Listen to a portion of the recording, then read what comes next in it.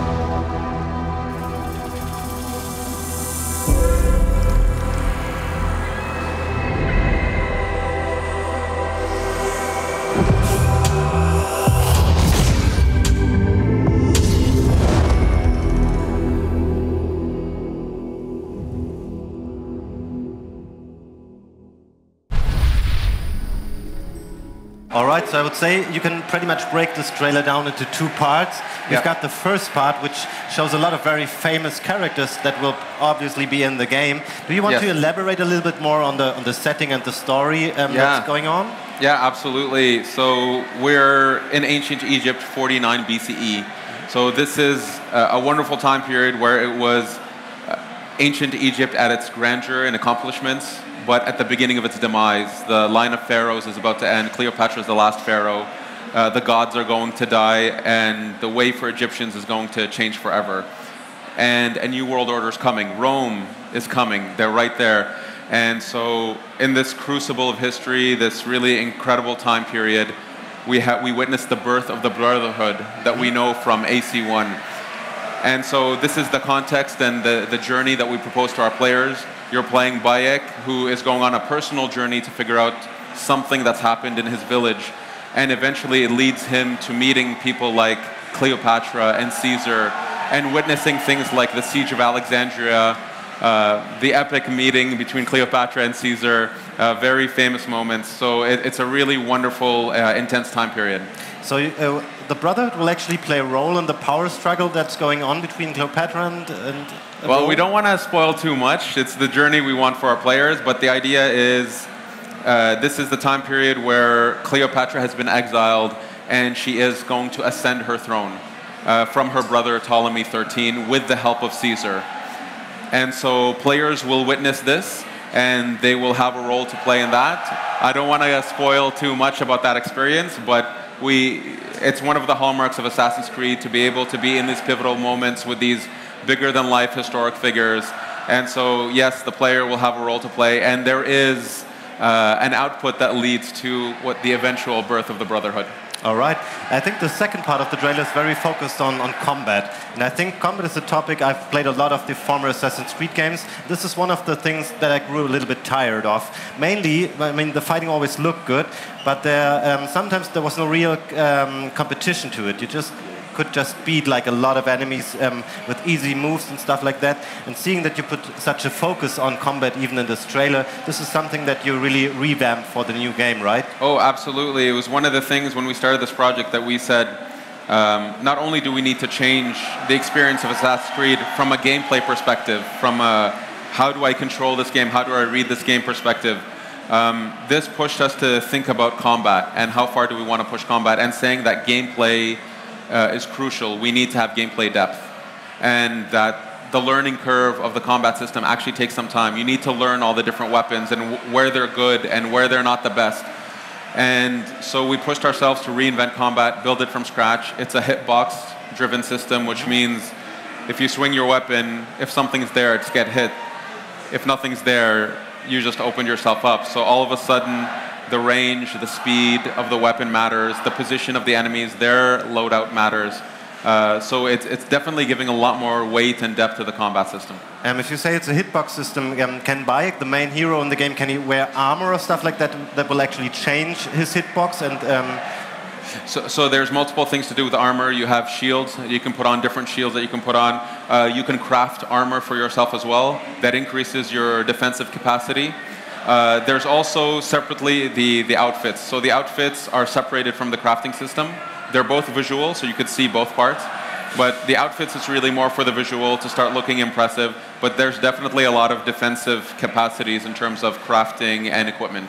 Mm-hmm. Also, I think you put a bigger emphasis on development of the character, that he becomes stronger, that you can develop in this kind of like an RPG system to that, and he will develop new skills. And I think the second trailer that you guys released, this shows more of a late game content where you actually acquired a lot of skills and stuff like that. It's called the Game of Power. I think, should we take a look at the trailer? Well, actually, because we've released quite a lot of stuff here at Gamescom. The Game of Power trailer talks a little bit more about the context of Caesar, Cleopatra, Bayek, and even hinting at another important character, which we can talk about after we see the trailer. We have a combat video with abilities and RPG elements, but I think the one we're going to see is more about the context itself. Okay, anyway, let's check out the second trailer as well. Sorry, there was... No, it's okay. Ägypten ist gespalten. Gewaltige Armeen sammeln sich, während die Führer der Welt Ränke schmieden.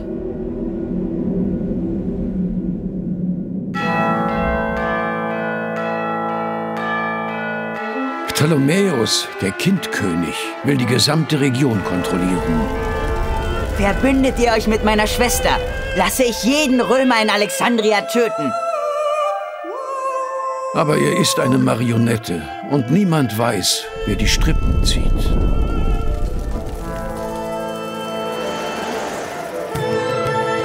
Die entthronte Pharaonin Kleopatra durstet nach Macht.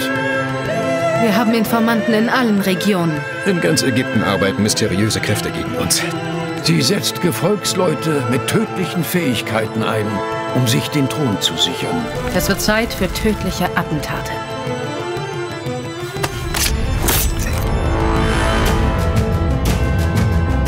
Caesar, der legendäre Stratege, mit der Macht des ganzen Römischen Reiches im Rücken. Seine wahren Motive sind unklar. Gemeinsam können wir mehr erreichen als Alexander. Er wird die Karten aufdecken, bevor der Krieg zu Ende ist. Gut, böse, das sind nur Wahnvorstellungen in der Wüste. Willenskraft ist alles, was zählt.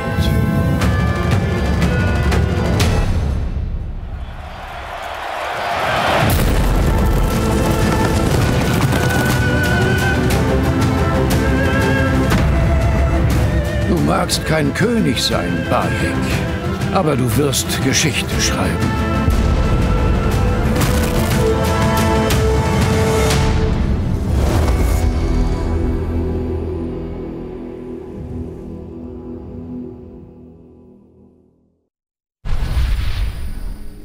All right, so that's kind of expanded on the story stuff that we Exactly. discussed before.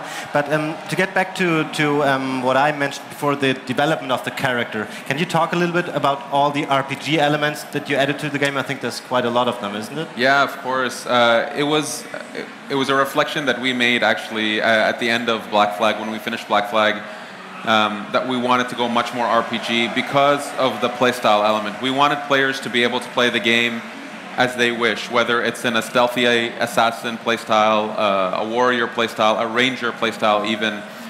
And so we put a lot of effort to making sure that gear really matters, different levels of gear, rarity of gear, equipping yourself with bows, with shields, with a ton of melee weapons has a big value on the player. This also goes into the ability system. So when you level up, you gain ability points that you use to purchase new abilities. And the abilities are across these different playstyles. But the idea is you can really craft the kind of character you want. If you want to focus on combat and be a warrior, you can do that. If you want to focus on being a ranger or being an assassin, you can do that. If you want to make a hybrid, that's okay too. So we really want players to kind of create the kind of assassin they like. The game will never tell you one style is better than the other. You know, this was in old AC games that if you were detected, you would desynchronize and restart a mission. This is gone now. We don't do that kind of stuff. We really say, here's an objective, do it as you wish, building your character through abilities, through equipment, through crafting. When you mention all the weapons that you guys put in the game, I think the AC games are always very focused on being historically accurate. But is there some point where you say, oh, we would love to have that weapon in the game, but it didn't exist at that time, so we'll still put it in? Or is that something where you say, no, we can't do that because we need to be accurate? So we don't build a realistic game. We never claim that AC is realistic. But It's in terms credible. of characters and... Yeah, it's credible. So that's kind of our line. We have a rule, which we call the 30-second rule, which is that if somebody can Google a fact about the game and find the answer within 30 seconds, then we need to try to be accurate to it. If it takes a bit more effort to find, then it gives us a bit of room to try to maybe push. So if there is any specific weapon, if it obviously doesn't make sense in the time period, then we'll stay away. But if we can justify it somehow, then we'll try. Okay, so you also feel free to, let's say, put cities closer together than they actually were and stuff like that, or change dimensions and stuff to make it better work for a game, right? Yeah, of course. I mean, again, we're not building a realistic game. We're building a credible game. So for sure, in terms of the way we've built the world, this is by far the biggest and most dense world we've ever built in terms of content and locations. It's not about the perfectness of the distances. It's really that we try to make a world that makes sense you can travel through, but still has those bigger than life locations like Alexandria, Memphis, the Giza Plateau, even the Nile Delta. So we're not necessarily focusing on representing the realistic shape, the realistic distances, but when you're in Alexandria, you should feel like you're in Alexandria. When you're in the Giza Plateau, you should be blown away by the pyramids and the Sphinx. this is what we aim to do. It's really a representation of Egypt, but a very credible one. It's good that you mentioned all these places, because I wondered, when people hear it's playing in ancient Egypt, then you have an idea of a vast deserts, of like a world which is perfectly suited for an open world in the wilderness. But how is the relation between having these huge deserts and cities and stuff like that, and places which are really different from what you initially imagine when you think about ancient Egypt? Well, this is when we announced the game, we decided to put it in an area called the Fayum, which is a giant lake with kind of a mountainous region on one side and a lot of farmland. And what we wanted to showcase is that Egypt is not just deserts, and it's not just pyramids. It's a very lush, dense environment that has many different biomes. You have mountains, you have deserts, multiple types of deserts, you have villages, caves, big cities, the Nile Delta, and the Nile Delta is very lush and rich with the foliage, with fauna, tons of animals. And so first, it gives us a world that you can constantly discover. You feel like you can explore as you move through the world and find new things, constantly being surprised by the world. But it also was a way for us to actually showcase that Egypt was not just deserts.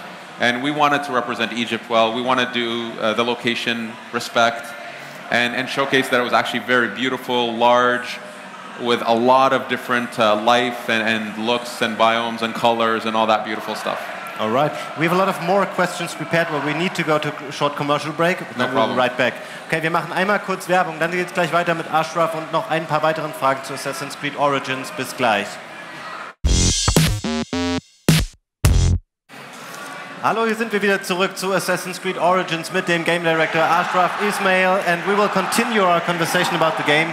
Ashraf, before the commercial break, you were just describing the world that the game is placed in and all the nice places that the player can go out explore. Yeah. But there's one thing that you guys changed for the new game. You on purpose removed the mini-map to encourage the players to go out and discover the world for themselves.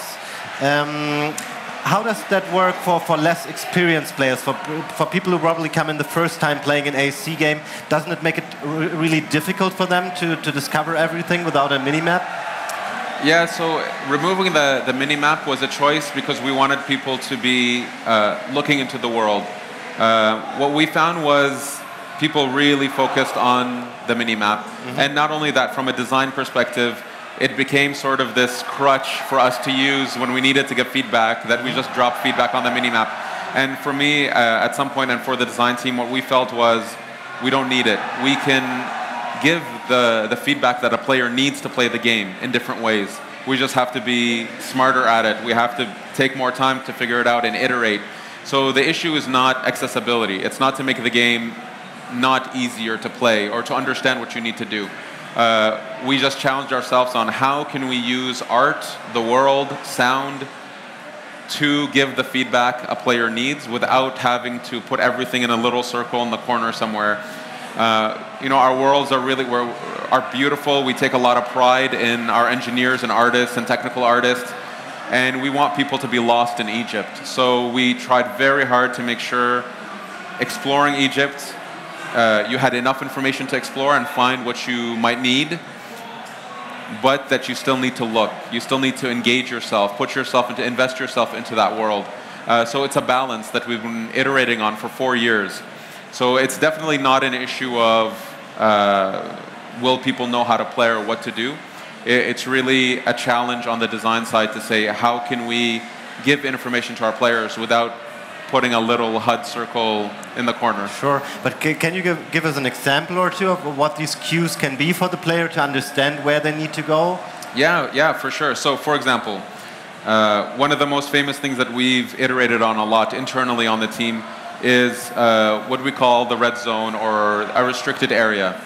So traditionally, you understand the shape of this with the mini-map and the outline of the area as being red. So this was a challenge for us to say, without the minimap, how can we read that? And what we ended up doing with that is there's now a lot of art that sort of shows you the boundaries of that area. Whether you realize it or not, but you feel it. You naturally feel this area has become more defensive. There's red flags everywhere. The game is communicating to you that it's a dangerous area. When you cross into the zone, there's a sound effect that plays. There's a VO from Bayek that he kind of alludes to the fact that this is a dangerous zone, that the military does not want him there, and that they will attack him if they're able to see him or detect him. So this is just some of that ways to remove those red lines on the minimap and instead to have it be in the world, in the realization of the character. Physically speaking, his animation changes as well. He takes a more defensive posture, again, just to reinforce the fact you've entered into a dangerous zone. All right, but while you removed the minimap from the game, you've added something else, which I think makes the game a little bit easier, probably. You have, instead of the old bird's eye that you had, you have an actual bird Senju in the game, which I think the player can control and fly through the world and mark enemies and all that stuff. Isn't that something that makes the game significantly easier to play? I'm pretty sure that people who are even playing here at Gamescom will not say that the game is actually easy. The game has challenge in it. This was very important for us. If you want to do an RPG, if you want to do a game where you want people to spend 40, 50 hours, there has to be challenge in the game. This is a philosophy, a design philosophy we have. Whether that's a stealth challenge or a combat challenge. And with Senu, your eagle, so she's a Bonali eagle that has a connection with Bayek. And for us, it was an opportunity to showcase a very important symbol for assassins, which is the eagle, and how this symbol became important to them. From a gameplay standpoint, you tag enemies, you're able to mark objectives, you're able to see opportunities that are existing kilometers away from Bayek, and to see them living in the world when you can mark them. It's there to enhance the stealth loop. It's really part of the stealth loop in general. It's the information that we decide to display is really based on a lot of iteration. It's based on a lot of testing, of finding where is that nice balance between I have the info I need versus the game is challenging, I need to use my skills, I need to use my abilities properly. And I feel we've found a good balance between those two elements.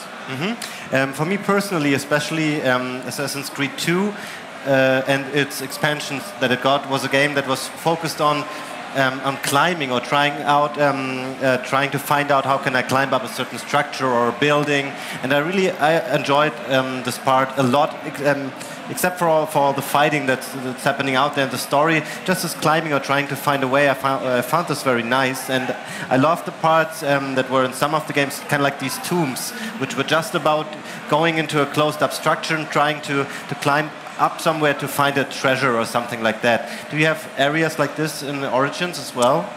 Yes, in a sense. So, as an example, the Giza Plateau, the Great Pyramids, you can get to the top, but you kind of have to find your way to the top. You have to look for those nooks and crevices to be able to climb to the top, and it's a long climb. It's quite an epic view from up there. So the climbing has some of those elements in it where you do sometimes need to look for a path, especially near the pyramids or these older structures. For the more linear, let's say, constructed navigation sequence, we have a ton of tombs and temples in the game. And all of them try to offer some unique experience. Sometimes it's a puzzle, sometimes it's an environment puzzle, sometimes it's a navigation challenge. So yes, we do have some of those things that we've seen in other ACs like AC2. But every tomb tries to be a little bit different with what it offers to the player. Sometimes it's animals and enemies, sometimes it's a puzzle. So yes, we definitely do have that kind of stuff. One more thing that I just remember from the earlier games, especially I think in the Ezio games, was the love interest and its relation to women and stuff like that. Is that something that you're exploring in Origins as well? Because I think in one of the trailers we saw Bayek interacting with this woman. Can you comment on that? Yeah, of course. Who this character is, probably? Yes, so in the trailer we saw a hint of a new character that we're talking about here at Gamescom. Her name is Aya. The idea behind her is that she's from Alexandria, but very young, moved to Siwa, where she grew up with Bayek. They get married, so it's a husband and wife relationship. And they train together, and they go on this journey together where something has happened to them and their village. And they go on this journey of trying to figure out what has happened and who's behind it. And for us, there was kind of a romanticized element to saying that the birth of the brotherhood, the birth of something that has lasted, came from a husband and wife, or at least started at that point. So she's a very important character to the story. She brings a lot, and yes, there is a very tense and strong relationship between Bayek and Aya. But it's not as in AC Syndicate that you have two different playable characters that you can choose. She will be just an NPC, right? Well, we have, so this is mainly Bayek's journey. We do have other playable characters that we're not yet talking about. Okay, that's too bad. Also, one element that used to be in almost every Assassin's Creed game, I think, is the existence of two separate timelines. You've got the actual in-game action that's happening in an historic environment, and you also got this whole anima story that's being based in the present. Is that something that you are even considering or going back to for Origins, or also not commenting on that yet? What I'll say is, we're not commenting on it. What I'll say is that we're focusing on Egypt, and we really want to showcase what's new about this game in terms of its core gameplays. This is an authentic AC. Even if we've changed the experience of it, even if we've really challenged the gameplay, the way we build the world and expose the world, it's still an authentic AC. I'll just say it that way. But we're really not saying any more than talking about Egypt. Okay, and one more thing, you mentioned it before, it's probably not everybody knows it. You guys have been working on that for 4 years, so you basically started after Black Flag, and there was several AAC games that came in between, but also a lot of other games that were being released during the time span of 4 years, and I'm sure there were some games where you guys took some influence from, right? Well, when we started this game, we set our intentions for what we want to do. We knew the kind of game we wanted to achieve, down to the details. Even if something like, let's remove the mini-map and instead use a compass. This was a decision that was made very early on.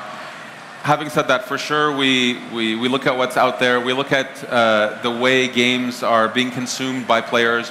We need to understand where the industry is heading. What are our fans' tastes? What do they want to play? What do they want to feel? And we need to understand that. Mm-hmm. Having said that, this game is the game that we envisioned 4 years ago. When we set our plan and we went to our upper management and we said, this is what we want to achieve, they gave us the time to do this. They believed in us and believed in our mandate. And so it makes me very happy that we're at that stage where we're now shipping the game, we're showing off the game that we set to make 4 years ago. So I would say definitely we looked at the industry, we look at even old ACs, and to see what's good and what needs to be improved. But most definitely, this is the game that we tried to make 4 years ago. You just said that you took a close look at what needed to be improved, and besides all the elements that you've already mentioned, it's pretty much an open question. But what were like other areas in the game that you thought, okay, we can't do that anymore like this, we need to overhaul it, or probably completely redo this element of the game?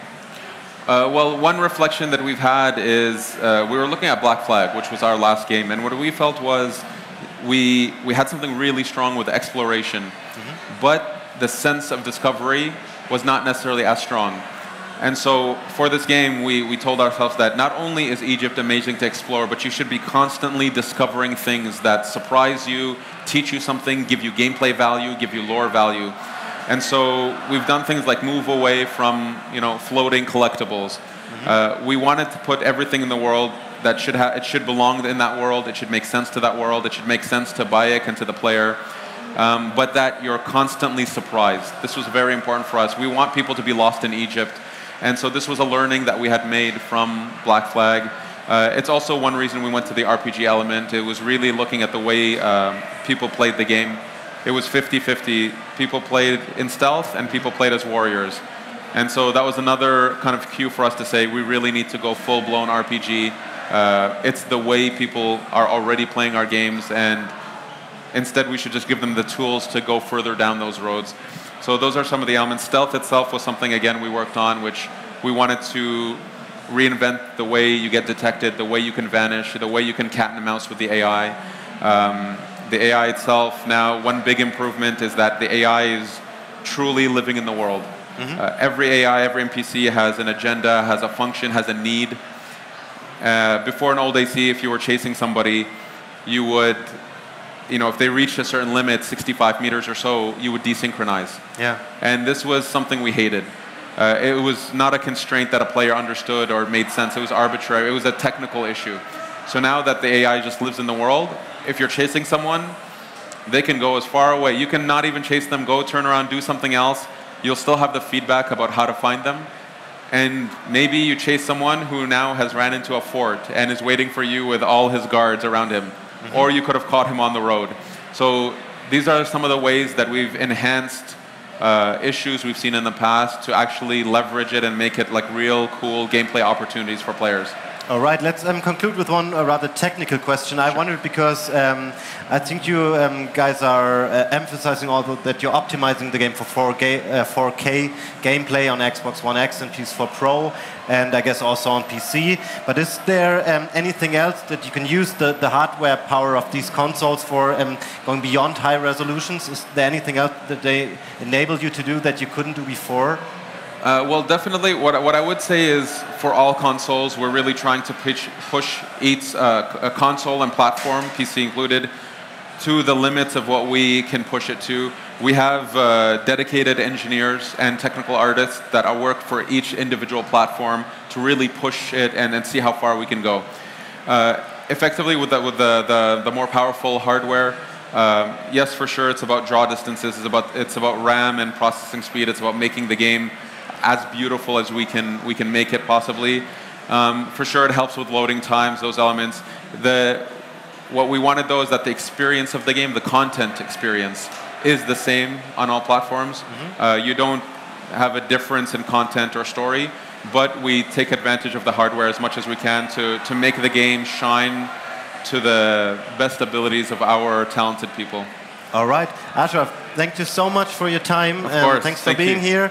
Das war unser Interview mit Ashraf Ismail, Game Director von Assassin's Creed Origins. Erscheint im Oktober für PC, PS4, Xbox One. Ja, bei uns geht es jetzt gleich weiter hier von der Gamescom natürlich. Vielen Dank fürs Zuschauen hier. Bleibt einfach dran.